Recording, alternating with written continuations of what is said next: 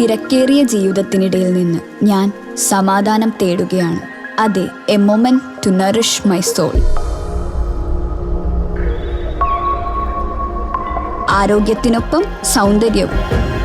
സമഗ്രമായ ആരോഗ്യത്തിൻ്റെയും സൗന്ദര്യത്തിൻ്റെയും പുതിയ തുടക്കത്തിനായി മട്ടാഞ്ചേരിയിൽ സ്ഥിതി ചെയ്യുന്ന ആയുർസ്പർശ് ആയുർവേദ ഹോസ്പിറ്റൽ നിങ്ങളേവരെയും സ്വാഗതം ചെയ്യുന്നു. തേവര അർബൻ സഹകരണ സംഘത്തിന്റെ ആഭിമുഖ്യത്തിൽ ജനപ്രതിനിധികൾക്ക് സ്വീകരണം നൽകി. തേവര അർബൻ സഹകരണ സംഘത്തിന്റെ ആഭിമുഖ്യത്തിൽ കൊച്ചി നഗരസഭ മേയർ, ഡെപ്യൂട്ടി മേയർ, ക്ഷേമകാര്യ സ്റ്റാൻഡിംഗ് കമ്മിറ്റി ചെയർമാൻ, കൗൺസിലർമാർ എന്നിവർക്ക് സ്വീകരണം നൽകി. 2026 ജനുവരി 31 ശനിയാഴ്ച രാവിലെ 10:00 സംഘം അഡ്മിനിസ്ട്രേറ്റീവ് ഓഫീസർ ഹാളിൽ വെച്ചാണ് ചടങ്ങുകൾ സംഘടിപ്പിച്ചത്. സംഘം പ്രസിഡന്റ് അഡ്വക്കേറ്റ് MK രാധാകൃഷ്ണൻ, സംഘം സെക്രട്ടറി ഹേമായൻ ചടങ്ങുകൾക്ക് നേതൃത്വം നൽകി. TJ വിനോദ് MLA ഉദ്ഘാടനം നിർവഹിച്ചു.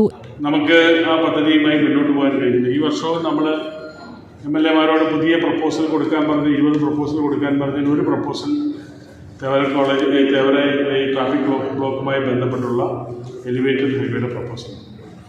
അപ്പം അത് ഗവൺമെൻറ്റിൻ്റെ ഭാഗത്തു നിന്നൊരു സാമ്പത്തിക സഹായം ലഭ്യമാകാതെ നമുക്ക് പ്രത്യേകിച്ച് അത് ഈ നഗരസഭയെ കൊണ്ട് മറ്റ് ഇതര ഏജൻസികളെ കൊണ്ട് ചെയ്യിക്കാൻ കഴിയില്ല എന്നുള്ളതാണ് യാഥാർത്ഥ്യം. അപ്പം അതിന് കൂട്ടായ ഒരു ശ്രമം നടത്താമെന്നാണ് എനിക്ക് സൂചിപ്പിക്കുന്നത്.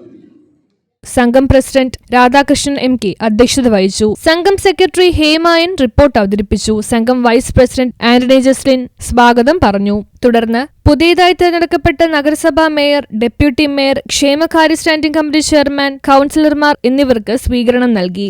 ആശംസകൾ നേർന്നുകൊണ്ട് സംഘം ഭരണസമിതി അംഗങ്ങളായ Joyce Mathew Ulakamthara, Gracy Antony, Jose NV, Vatsaraj K, James Peters, Jithin Joseph, Thara Josy, Vineetha VM, advocate B Prasannakumar എന്നിവർ സംസാരിച്ചു. തുടർന്ന് മറുപടി പ്രസംഗം നടത്തി. സംഘം ഭരണസമിതി അംഗം ചന്ദ്രകാന്തൽ നന്ദി രേഖപ്പെടുത്തി. നമുക്കെല്ലാവർക്കും അറിയാവുന്നതുപോലെ തന്നെ കൊച്ചി നഗരസഭയുടെ പുതിയ ഭരണസമിതി ചാർജ് എടുത്തതിനു ശേഷം വിവിധങ്ങളായ ഇത്തരം സ്വീകരണ പരിപാടിയിലൊക്കെ പല സംഘടനകളുടെ ഒക്കെ നേതൃത്വത്തിൽ സ്വീകരണം നടന്നു വരികയാണ്. ഓരോ സ്ഥലത്ത് ചെല്ലുമ്പോഴും ആ പ്രദേശത്തിൻ്റെ നിരവധിയായ ആവശ്യങ്ങൾ അവിടെ ഉന്നയിക്കപ്പെടുന്നത് ഞങ്ങൾ അത് ക്രോഡീകരിച്ചു കൊണ്ടിരിക്കുകയാണ്. കാരണം ഈ നഗരത്തിൻ്റെ അടിസ്ഥാന സൗകര്യ വികസനത്തിന് വേണ്ടിയും ക്ഷേമത്തിന് വേണ്ടിയും ഒരുപാട് കാര്യങ്ങൾ. News bureau, Kochi.